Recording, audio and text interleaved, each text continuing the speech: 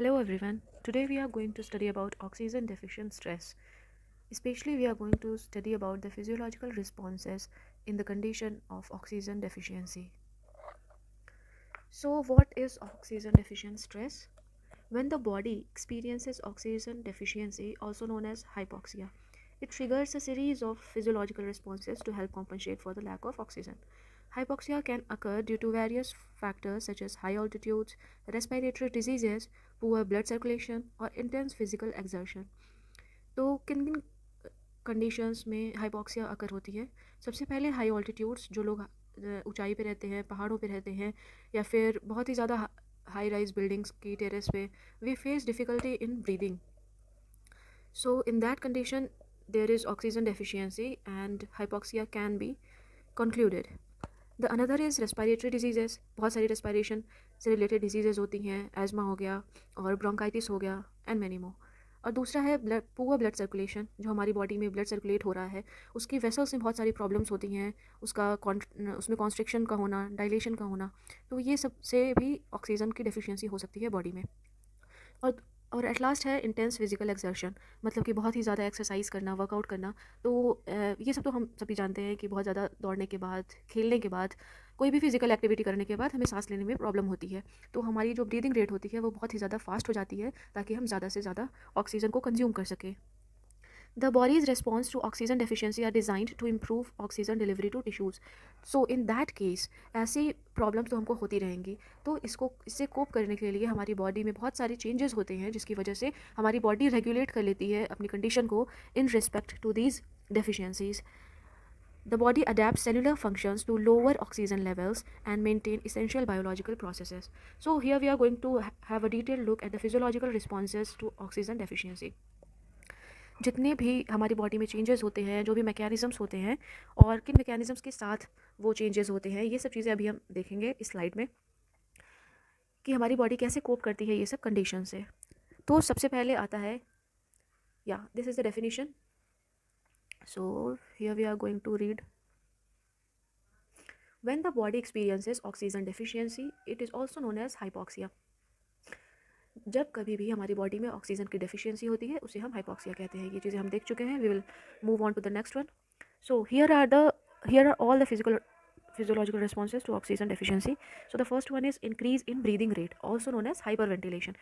Increase in breathing rate, जैसे हमें नाम से ही पता चल रहा है कि हमारी जो ब्रीदिंग रेट होगी वो इंक्रीज़ हो जाएगी, यानी कि हम जल्दी जल्दी सांस लेंगे. सो इसके मैकेनिज्म में क्या होता है कि व्हेन ऑक्सीजन लेवल ड्रॉप्स, जब भी हमारा बॉडी का ऑक्सीजन लेवल ड्रॉप हो जाता है किन्हीं भी कारणों से, जो कि हम अभी देख चुके हैं, या तो हाई ऑल्टीट्यूड पे जाने से, या फिर फिजिकल एक्सर्शन की वजह से, या फिर कोई भी रेस्पिरेटरी डिजीजेस की वजह से, अगर हमारी बॉडी का जो ऑक्सीजन लेवल है वो ड्रॉप कर जाता है, द ब्रेन्स रेस्पिरेटरी सेंटर्स. तो जैसे कि हमें पता होगा प्रीवियस स्टडीज से कि जैसे कि हमको पता है कि ब्रेन की जो रेस्पिरेटरी सेंटर्स होते हैं वो मेडुला ऑब्लोंगेटा होते हैं.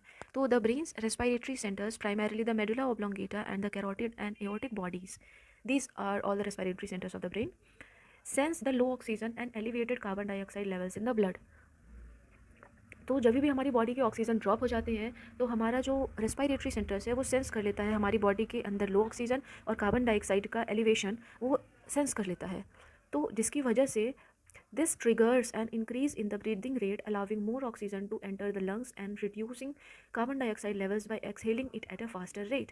So जैसे ही हमारा ब्रेन के जो रेस्पिरेटरी सेंटर्स हैं, medulla oblongata, carotid and aortic bodies, ये जब सेंस करती है कि अब हमारी बॉडी में ऑक्सीजन का लेवल कम हो चुका है, तो ये ऑटोमेटिकली इंक्रीज़ कर देती हैं हमारी ब्रीदिंग रेट को, और हम जल्दी जल्दी सांस लेने की कोशिश करने लग जाते हैं, ताकि ज़्यादा से ज़्यादा एयर हमारी बॉडी के अंदर जाए और एयर के साथ साथ ऑक्सीजन भी हमारी बॉडी के अंदर जाए. This mechanism is specially prominent at high altitudes where oxygen levels in the environment are lower. High altitudes के साथ साथ हम स्मॉलर एग्जांपल्स भी ले सकते हैं, जैसे कि 2 3 4 फ्लोर की बिल्डिंग पे जब हम चढ़ के जाते हैं विद थ्रू स्टेयर्स, तो हम देखते हैं कि हमारी सांस बहुत ही फास्ट हो जाती है, हमारी हार्ट बीट फास्ट हो जाती है, और हम ज़्यादा से ज़्यादा एयर गैस करने की कोशिश करते हैं, ताकि हमारी बॉडी में जो ऑक्सीजन बर्न हुई है उसकी कमी को हम पूरा कर सकें. फिर ये सब चीज़ों के रिजल्ट से क्या हमें रिजल्ट मिलता है? Increase oxygen intake and carbon dioxide removal. हम ज़्यादा तेज़ तेज़ सांस लेंगे तो ज़्यादा से ज़्यादा ऑक्सीजन अंदर जाएगी और कार्बन डाइऑक्साइड बाहर आएगी, which will help maintain the oxygen and pH balance in the blood. So this is, I think this topic is clear. So we will move on to the next point, which is increased heart rate and cardiac output. So in this system increased heart rate, तो इससे हम ये समझ सकते हैं कि हमारा जो हार्ट बीट है वो उसका फास्ट हो जाएगा, जैसे कि 72 times per minute it beats, so in this case it will be faster and the heart rate will be increased. So, the sympathetic nervous system responds to hypoxia by releasing stress hormones like adrenaline, which increases heart rate and force of heart contractions. तो जो हमारा sympathetic nervous system होता है, जब इसको पता चलता है कि हमारी बॉडी में हाइपॉक्सिक कंडीशंस हो चुकी हैं, यानी कि हमारी बॉडी में ऑक्सीजन की डिफिशियंसी हो चुकी है, तो वो स्टार्ट करने लगता है रिलीज़ करना स्ट्रेस हार्मोन्स. स्ट्रेस हार्मोन जैसे कि हमको पता है कि एड्रेनलिन हार्मोन जो होता है वो उसको हम स्ट्रेस हार्मोन्स कहते हैं, जो कि रिस्पॉन्सिबल होता है हमारी जो हार्ट रेट है उसको बढ़ाने की. जैसे कि हम इसको फ्लाइट एंड फाइट कंडीशंस के समय पे देखते हैं, जैसे हम कोई भी चीज़ को अचानक से ऐसे डर जाते हैं, तो हम ये देखते हैं ना कि हमारी जो हार्ट बीट है वो बहुत फास्ट हो गई है. अगर हमारे पीछे कोई भी ऐसा पागल कुत्ता दौड़ने पड़ता है तो हम डर जाते हैं, तो उस टाइम पे स्ट्रेस की वजह से हमारे अंदर एड्रेनलिन सिक्रीट होता है, और इस एड्रेनलिन की वजह से हम डर की कंडीशंस में हमारी हार्ट बीट फास्ट हो जाती है. तो इन द सेम वे जब हमारी बॉडी में ऑक्सीजन की कमी हो जाती है तो सिंपैथेटिक नर्वस सिस्टम जो होता है वो स्ट्रेस हार्मोन रिलीज़ करता है, जिसकी वजह से जो कि एड्रेनलिन होता है, जिसकी वजह से हमारे हार्ट रेट फास्टर हो जाती है. And the force of heart contraction का फोर्स का क्या मतलब हुआ कि जैसे कि जो हार्ट ऐसे पंप कर रहा है, राइट, तो सिस्टोल एंड डायस्टोल का जो प्रोसेस होता है उसका, it will be a little forceful, like बहुत जल्दी जल्दी ऐसे बंद होगा खुलेगा, बहुत जल्दी रिलैक्स और कॉन्ट्रैक्ट होगा, ताकि ढेर सारा, देखिए हार्ट रेट जब बढ़ेगा तो जो हार्ट का जो पंपिंग स्पीड होगी वो भी बढ़ेगी, तो जो कॉन्ट्रैक्शन होगा हार्ट का वही बहुत फोर्सफुल होगा, और जब फोर्सफुल होगा तो ज़्यादा से ज़्यादा ब्लड हमारी बॉडी में हार्ट में आएगा पंप होने के लिए, और पंप होने के बाद हमारे टिश्यूज़ में ज़्यादा से ज़्यादा ब्लड जाएगा और ज़्यादा फास्टर जाएगा. तो ब्लड में होता है हीमोग्लोबिन, ब्लड में होता है सॉरी आरबीसी, और आरबीसी में होता है हीमोग्लोबिन, और जो ऑक्सीजन होता है वो हीमोग्लोबिन से बाइंड होता है. तो जिसकी वजह से अगर ज़्यादा आरबीसी जाएगा तो उसकी वजह से ज़्यादा हीमोग्लोबिन जाएगा, और अल्टीमेटली ज़्यादा ऑक्सीजन जाएगा हमारे टिश्यूज़ में, तो जो ऑक्सीजन की डेफिशिएंसी है वो थोड़ी कम हो जाएगी. तो इस मैकेनिज्म से क्या रिस्पॉन्स आता है कि द एलिवेटेड हार्ट रेट, मतलब जो हार्ट रेट है उसमें एलिवेशन यानी कि उसमें increase, and the stronger contraction, मतलब जो कॉन्ट्रैक्शन हो रहा है बहुत ही ज़्यादा स्ट्रॉन्ग हो रहा है. This results in increase blood flow में जैसे मैंने बताया इंक्रीज हो जाएगा, और ऑक्सीजन की जो डिलीवरी होती है टिश्यूज़ को वो ज़्यादा हो जाएगी. फिर आता है result, this boost the amount of oxygen rich blood reaching organs and muscles helping to meet the body's oxygen demands even when supply is limited. Sorry for the external voices. So this this boosts the amount of oxygen rich blood reaching organs and muscles, helping to meet the body's oxygen demands even when the supply is limited. So these conditions increase the amount of oxygen in our blood due to the blood circulation, which is really faster due to the heart rate. So yep, helping to meet the body's oxygen demands even when the supply is limited. So I think this topic is clear. With the name also we can determine what will be in this topic. So we will move to the next one, which is vasodilation and redistribution of blood flow. So vasodilation and vasoconstriction what it is. तो इसको मैं पहले बता दूं कि vasodilation में क्या होता है कि जो ब्लड वेसल्स होती हैं हमारी डायलेट हो जाती हैं ताकि ज़्यादा से ज़्यादा अमाउंट ब्लड का पास हो सके. वैसोकॉन्स्ट्रिक्शन में क्या होता है कि जो उनका डायमीटर होता है वो बहुत ही ज़्यादा ऐसा सिकुड़ सा जाता है, नैरो सा हो जाता है, जिसकी वजह से ब्लड को पास करने में बहुत ही ज़्यादा दिक्कत होती है. और जब ब्लड को पास करने में दिक्कत होगी तो जो ब्लड की वॉल्स होती हैं उस पर बहुत ही ज़्यादा प्रेशर पड़ेगा, और कभी कभी इन कंडीशंस में जो ब्लड वेसल्स होती हैं वो रप्चर कर जाती हैं और इंटरनल ब्लीडिंग होने लगती है, which is also known as haemorrhage. So all this things are a different topic. So moving on to the next one is vasodilation and redistribution of blood flow. So what exactly happened in this, we will see it. In mechanism, blood vessels, particularly in essential organs which is brain and heart, ये सब में blood का होना बहुत ही ज़रूरी होता है, you know, because these are the regulatory centres of our body. अगर ब्रेन में कोई दिक्कत होती है, हार्ट में कोई दिक्कत होती है, तो हमारी पूरी बॉडी में दिक्कत होने लग जाएगी. तो blood vessels particularly in essential organs like brain and heart dilate यानी कि एक्सपैंड हो जाएगा इन रिस्पॉन्स टू हाइपोक्सिया. तो जैसे ही हमारी बॉडी में ऑक्सीजन की कमी हो जाएगी तो ब्रेन और हार्ट की जो ब्लड वेसल्स होंगी वो एक्सपैंड हो जाएंगी, which will response in vasodilation increases the blood flow to these oxygen sensitive areas. तो ये इसको ऑक्सीजन सेंसिटिव एरियाज भी कहा जाता है ब्रेन और हार्ट को. तो वैसोडाइलेशन की वजह से ब्लड फ्लो में भी इंक्रीज हो जाएगा, prioritising them for oxygen delivery. Simultaneously blood is diverted away from less critical areas. Less critical areas अब किसको कहेंगे, जैसे कि हमारे स्किन हो गया, गैस्ट्रो इंटेस्टाइनल ट्रैक्ट हो गई, तो ये सब में ब्लड का उतना ज़्यादा ज़रूरत नहीं पड़ती है in comparison to brain and heart. तो ये लिखा हुआ है ब्लड इज़ डाइवर्टेड अवे, मतलब कि ब्लड का जो फ्लो होगा उसको डाइवर्ट कर दिया जाएगा ताकि ज़्यादा से ज़्यादा ब्लड वेसल्स के थ्रू ब्रेन और हार्ट में चला जाए ताकि बॉडी नॉर्मली फंक्शन कर सके, to conserve oxygen for vital organs. improved which will result in the improved oxygen supply to critical organs and tissues that need it the most। मतलब जिसको ज़्यादा ज़रूरत है उसको ब्लड मिलेगा। Yes, this is it. बस जो ब्लड वेसल्स हैं वो एक्सपैंड हो जाएंगी ताकि जो ब्लड है वो फ्लो होकर के ब्रेन और हार्ट को मिल सके, ताकि हमारी बॉडी में जो डेफिशिएंसी है ऑक्सीजन की वो कम हो सके। Next topic is increased production of RBCs, increased production of RBC, which is also known as erythropoiesis. Erythropoiesis in turn, which is also known as formation of RBC, right. तो जो ये production of RBC है इसको कहते हैं erythropoiesis. तो ये जो प्रोडक्शन है पूरा इसको इंक्रीज करना है, राइट। अब क्योंकि आरबीसी बढ़ेगा तो आरबीसी के अंदर हीमोग्लोबिन होता है, तो हीमोग्लोबिन बढ़ेगा, और हीमोग्लोबिन बढ़ेगा तो in turn it will bind to more and more oxygen to supply in our body. So फटाफट ये देख लेते हैं। Okay, yep. Hypoxia stimulates the kidney to release a hormone called erythropoietin which signals the bone marrow to produce more red blood cells। तो यहाँ पर हम एक चीज़ देखेंगे जो कि इम्पॉर्टेंट हो सकती है। किडनी का रोल प्ले होता है और बोन मैरो का रोल प्ले होता है। जैसे कि हमें पता है कि जो ब्लड आरबीसी का प्रोडक्शन होता है हमारी बॉडी में बोन मैरो में होता है, राइट।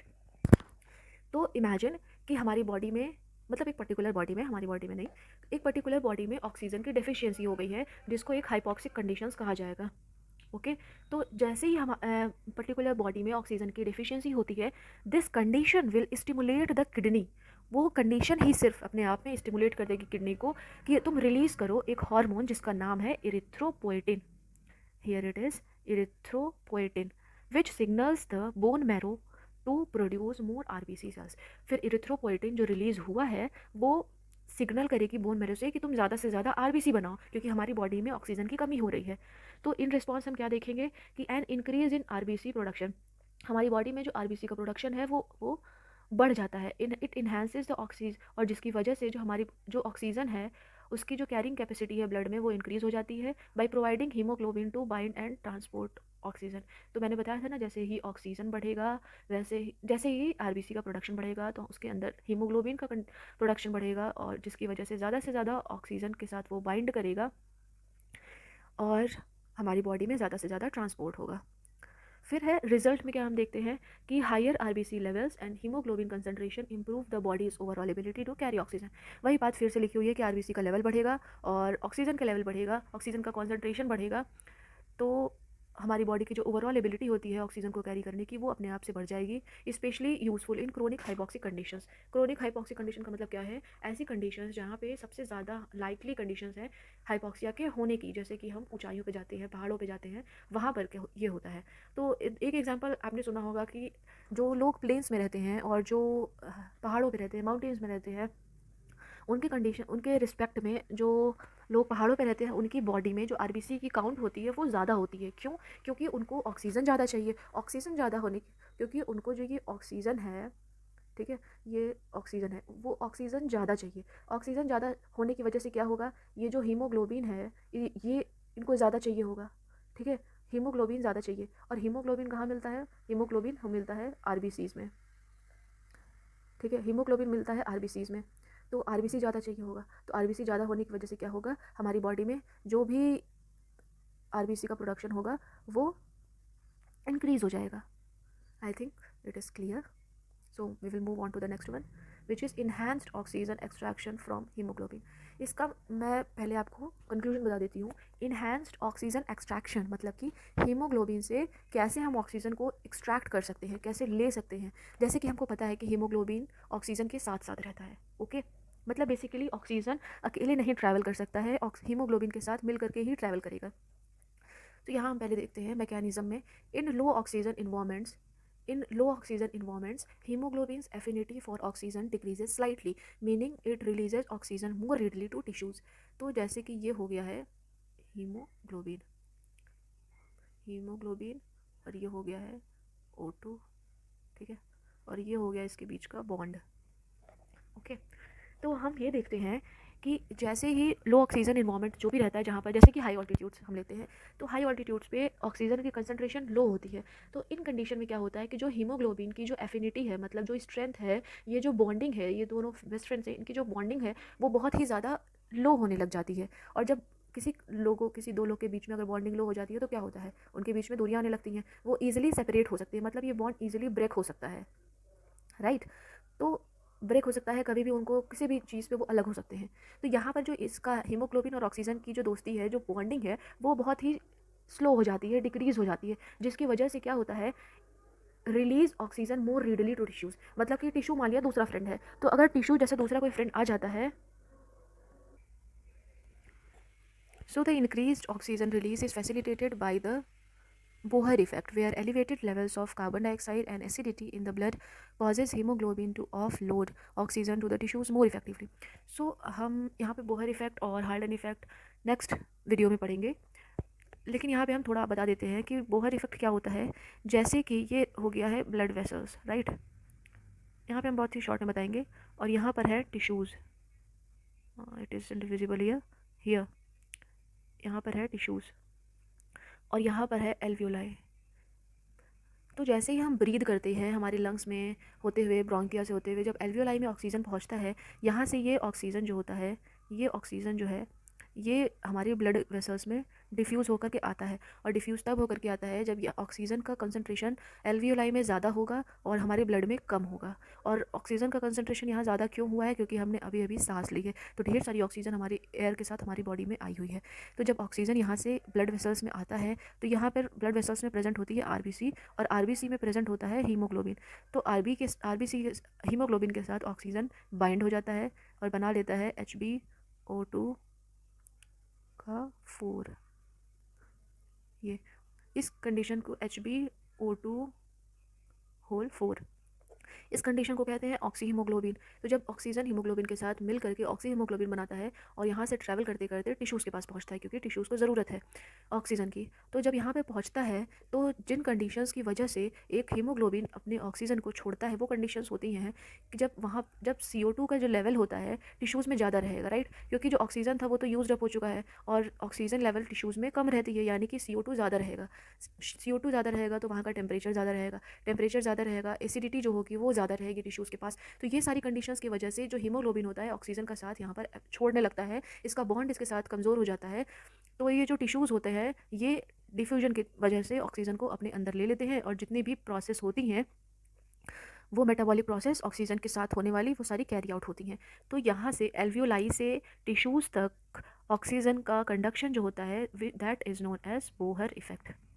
ओके, सो यहाँ पर यही बोला गया है कि the increased oxygen release is facilitated by Bohr effect, where elevated levels of CO2 and acidity in the blood, मतलब कि ब्लड में CO2 का बढ़ना और एसिडिटी का बढ़ना, ये सब चीज़ें कॉज करती हैं हीमोग्लोबिन को ऑक्सीजन से अलग होने के लिए, ताकि टिश्यूज़ जो हैं मोर इफेक्टिवली ऑक्सीजन को यूज़ कर सके। Tissues receive more oxygen per unit of blood, allowing for better support of cellular functions in low oxygen conditions. तो टिश्यूज़ जो होती हैं वो ज़्यादा से ज़्यादा ऑक्सीजन रिसीव कर रही हैं हीमोग्लोबिन की वजह से, जिसकी वजह से जो टिश्यूज़ होंगे वो अच्छे से फंक्शन कर पाएंगे even in low condition, even in low oxygen condition. Wait a minute. So moving on to the next topic, which is metabolic changes at the cellular level.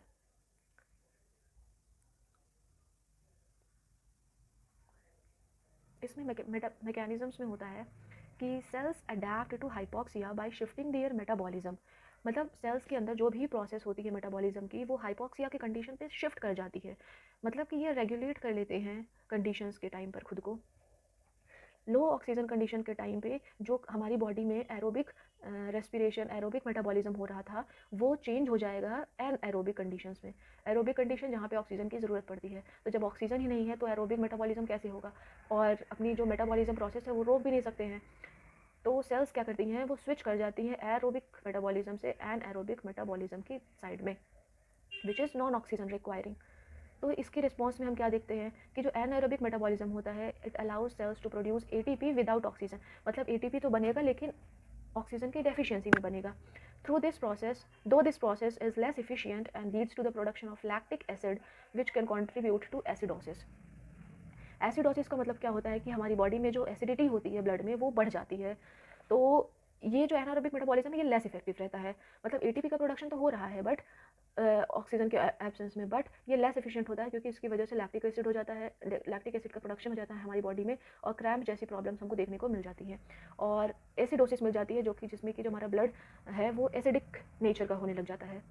Although anaerobic metabolism produces less energy than aerobic pathways, इसमें बोल रहा है कि जो anaerobic metabolism है उस conditions में जो एनर्जी है वो हमको बहुत ही कम मिलती है in comparison to aerobic pathway में। लेकिन जब ऑक्सीजन की डेफिशिएंसी हो ही चुकी है तो टेम्परेली मीन्स के लिए ये हेल्प कर देता है, ये फंक्शन कर देता है टिश्यूज़ में, ताकि हमारी जो बॉडी है वो प्रॉपरली फंक्शन कर सके।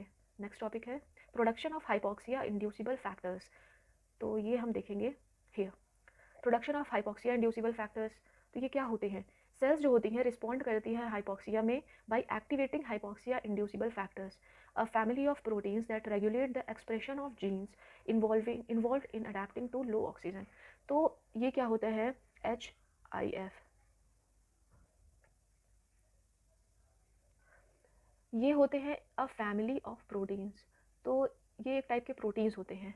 हाइपोक्सिया इंड्यूसिबल फैक्टर्स एक टाइप के प्रोटीन्स होते हैं जो कि रेगुलेट करते हैं जीन्स का एक्सप्रेशन। ये जाते हैं और जो बाकी के जीन्स होते हैं उनको ये एक्टिवेट करते हैं, और ताकि जो लेस ऑक्सीजन की हमारी बॉडी में कंडीशन बन गई है उस टाइम पे हमारी बॉडी को कैसे फंक्शन करना है, ये इस चीज़ों के लिए रिस्पॉन्सिबल होते हैं। तो रिस्पॉन्स में हम क्या देखते हैं कि HIF induce various genes, HIF जाते हैं और बहुत सारे जीन्स को इंड्यूस कर देते हैं, स्टिमुलेट कर देते हैं, that support cell survival in hypoxic conditions. तो वो ऐसे रिस्पेक्टिवली मतलब एक पार्टिकुलरली ऐसे जीन्स को इंड्यूस करते हैं जो कि हमारी बॉडी को, हमारी सेल्स को सपोर्ट करेगी हाइपोक्सिक कंडीशंस में रहने के लिए, including those that promote angiogenesis, erythropoiesis and metabolic changes. तो ऑल टोटल ये हुआ कि HIF एक प्रोटीन है, वेट, HIF जो है एक प्रोटीन है, ये जाएंगे और ऐसे जीन्स को स्टिमुलेट करेंगे जो कि सपोर्ट करेगी सेल की सर्वाइवल के लिए इन कंडीशन ऑफ हाइपोक्सिया। तो क्या क्या ये चीज़ें, मतलब क्या क्या ये जीन्स कर सकती हैं? तो सबसे पहले चीज़ है एंजियोजेनेसिस। तो ये जो जीन्स है वो रिस्पॉन्सिबल होंगे एंजियोजेनेसिस को प्रमोट करने के लिए। एंजियोजेनेसिस का मतलब होता है कि formation of new blood vessels, okay, blood cells नहीं, ब्लड वेसल्स बल्कि। एरिथ्रोपोइसिस का मतलब आपको पता ही है, फॉर्मेशन ऑफ RBCs और मेटाबॉलिक चेंजेस जो भी होते रहते हैं। तो ये HIF प्रोटीन है, ये जा करके ऐसे जीन्स को इंड्यूस करेगा कि भाई तुम उठो, ऑक्सीजन की कमी हो चुकी है, अब तुमको अलग अलग चीज़ें, अलग अलग स्टेप्स करने हैं ताकि हमारी बॉडी में जो भी प्रॉब्लम्स हो रही हैं उसको मेंटेन करने के लिए। तो जो सबसे पहली प्रॉब्लम होती है वो मेंटेन करता है, वो होती है थ्रू एंजियोजेनेसिस, जहाँ पर वो फॉर्मेशन करता है न्यू ब्लड वेसल्स का। एरिथ्रोपोइसिस कंडीशन में बहुत ढेर सारा RBC का प्रोडक्शन होगा, और RBC का प्रोडक्शन होगा तो क्या होगा, ये हमने पहली स्लाइड में पढ़ा है, हीमोग्लोबिन ज़्यादा होगा और ऑक्सीजन से बाइंडिंग ज़्यादा होगी, तो हमारे टिश्यूज़ को ऑक्सीजन ज़्यादा मिलेगा। फिर है रिजल्ट में long-term adaptation to hypoxia as seen in high altitude environments where increased blood vessel growth and RBC cell production improve oxygen delivery to tissues। तो long term adaptation to hypoxia का मतलब क्या है कि जैसे कि कभी कभी थोड़ी देर के लिए हाइपोक्सिया की कंडीशन होती है तो सब कुछ मेंटेन हो सकता है ना, सब कुछ मैनेजेबल हो सकता है, बहुत सारी प्रीवियस स्टेप्स हमने पढ़े हुए हैं, टॉपिक्स पढ़े हुए हैं, जिस वजह से हमारी बॉडी रेगुलेट कर लेती है। लेकिन अगर लॉन्ग टर्म अडेप्टेशन है, मतलब आप जा करके पहाड़ों पे बस ही गए हैं, तो उस कंडीशन में क्या होगा, आप डेली डेली तो ढेर ढेर ज़्यादा सांसें ले नहीं सकते हो, और डेली डेली आपकी हार्ट बीट बहुत ही ज़्यादा फास्ट तो रह नहीं सकती है। तो उस कंडीशन में क्या होगी, हमारी बॉडी अडेप्ट कर लेती है उस सिचुएशन को। तो अडेप्ट करने की वजह से क्या होगा कि हमारी एंजियोजेनेसिस की प्रोसेस होगी, यानी कि हमारी जो ब्लड वेसल्स होंगी वही इंक्रीज़ हो जाएंगी, उनमें ही ग्रोथ देखने को मिलेगा, हमारी जो RBCs हैं उनका प्रोडक्शन ही ज़्यादा हो जाएगा हमेशा के लिए। जैसे मैंने अभी बताया था कि जो हाई अल्टीट्यूड के लोग होते हैं, प्लेन्स पे जो लोग रहते हैं, उनके कंपैरिजन में ज़्यादा RBC पाया जाता है, ज़्यादा हीमोग्लोबिन पाया जाता है उनकी बॉडी में। तो उसी तरीके से यहाँ पर भी एरिथ्रोपोइसिस की कंडीशन हमें देखने को मिलेगी परमानेंटली, अगर हम वहाँ पर जाकर के बस ही जाते हैं तो ये होता है, हमारी बॉडी अडेप्ट कर लेती है सिचुएशन को, रेगुलेट कर लेती है, ताकि जो ऑक्सीजन डिलीवरी है टिश्यूज़ को आसानी से मिल सके। Next step is stimulation of angiogenesis. Angiogenesis में हमने अभी पढ़ा है कि जो ब्लड वेसल्स की ग्रोथ होती है उसका इंक्रीज़ होता है, उसका इंक्रीमेंट होता है। तो हम यहाँ पढ़ेंगे कि persistent hypoxia triggers angiogenesis. Persistent का मतलब ये होता है कि ऐसी कंडीशंस जो बहुत देर तक बनी रहती है, मतलब हाइपोक्सिया थोड़ी देर के लिए हम हाई ऑल्टीट्यूड पे जाते हैं तो सब कुछ मैनेज हो सकता है, लेकिन अगर कंडीशन परसिस्टेंट हो गई, मतलब बनी रह रही है, हम 1 2 3 महीने के लिए वहाँ पे बस ही गए हैं हाई ऑल्टीट्यूड्स पे, तो उस कंडीशन पे क्या होगा, तो परसिस्टेंट हाइपोक्सिया की कंडीशन जो होती है वो ट्रिगर करती है एंजियोजेनेसिस को, यानी कि formation of new blood vessels through HIF induced production of vascular endothelial growth factor. तो मैंने आपको बताया था ना, रुकिए मैं बताती हूँ जैसे कि मैंने आपको बताया था कि ये हो गया है HIF, ठीक है। ये ऐसे प्रोटीन्स हैं जो कि ऐसे जीन्स को स्टिमुलेट करते हैं, जो कि सेल को सपोर्ट करती है in the condition of hypoxia. तो उन्हीं जीन्स में से एक जीन होता है which is known as VE, उन्हीं में से एक जीन होता है which is known as VEGF, which is vascular endothelial growth factor. Okay, तो इन्हीं में से एक जीन होता है जो कि हमारी बॉडी को हेल्प करने वाला है, ठीक है। तो हमारी बॉडी को हेल्प करने वाला है, तो हमें इसके बारे में पढ़ना थोड़ा ज़रूरी है, VEGF, ठीक है। तो इसमें इसका फुल फॉर्म है वैस्कुलर एंडोथेलियल ग्रोथ फैक्टर। इस कंडीशन में क्या होता है मैं आपको थोड़ा सा बता दूं, ये टोटली दूसरा सेल सिग्नलिंग का टॉपिक हो सकता है। ये एक एक्स्ट्रा सेलुलर सिग्नलिंग मॉलिक्यूल्स होते हैं जो कि हमारी बॉडी को स्टिमुलेट करते हैं, सिग्नल करते हैं और रिसेप्टर से बाइंड होकर के आगे ये प्रोसेस करते हैं, ठीक है। तो मैं आपको ये बताती हूँ कि ये हो गया हमारा एंडोथेलियल सेल, ठीक है। ये हमारी बॉडी की एक सेल हो गई, ये हो गया